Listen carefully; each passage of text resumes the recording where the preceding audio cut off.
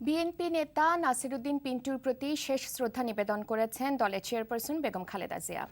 BNP নয়াপল্টনের কেন্দ্রীয় কার্যালয়ের সামনে বেগম জিয়ার শ্রদ্ধা নিবেদন শেষে পিন্টুর দ্বিতীয় জানাজা সম্পন্ন হয়। সেখানে উপস্থিত বিএনপি নেতারা পিন্টুর এই মৃত্যুকে রহস্যজনক আখ্যা দিয়ে বিচার বিভাগীয় তদন্ত দাবি করেন। আসরের নামাজের পর হাজারীবাগে শেষ জানাজা শেষে আজিমপুর কবরস্থানে তাকে দাফন করা হবে। হাসান মাহমুদের রিপোর্ট। সোমবার ভোরেই রাজশাহী থেকে নাসিরউদ্দিন পিন্টুর মরদেহ পৌঁছায় তার হাজারীবাগের বাসায়, আর বেলা 11টার দিকে লাশবাহী অ্যাম্বুলেন্স আসে বিএনপির নয়াপল্টনের কেন্দ্রীয় কার্যালয়ের সামনে। জানাজায় উপস্থিত হতে ততক্ষণে নয়াপল্টনে ভিড় জমে হাজারো নেতাকর্মীর।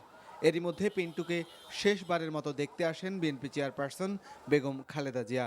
দলীয় এই নেতার প্রতি নিবেদন করেন শেষ শ্রদ্ধা।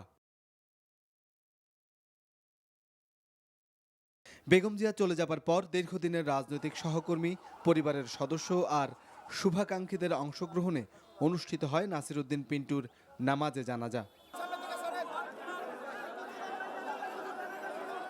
বিএনপি, যুবদল, ছাত্রদল সহ সহযোগী সংগঠনের নেতাকর্মীরা জানাজায় অংশ নেন। দোয়া করেন মরহুমের বিদেহী আত্মার মাগফিরাত কামনায়।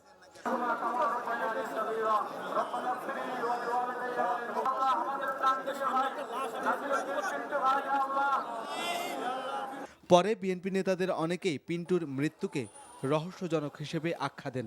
আর তার মৃত্যুকে কেন্দ্র করে যে বিতর্ক দেখা দিচ্ছে, আমার মনে হয় সরকারের উচিত হবে একটি জুডিশিয়াল ইনকোয়ারি, অর্থাৎ একটা বিচার বিভাগীয় তদন্ত করে বিষয়টার নিষ্পত্তি করে দেওয়া।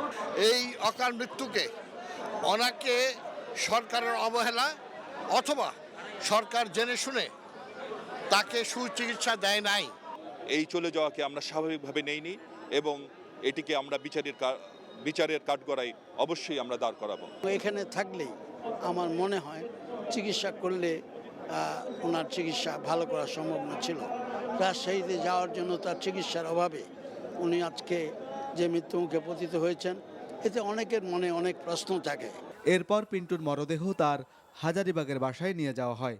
সেখানে বাদ আসর হাজারীবাগ লেদার টেকনোলজি কলেজ মাঠে শেষ জানাজা হবার পর আজিমপুর কবরস্থানে তাকে দাফন করা হবে।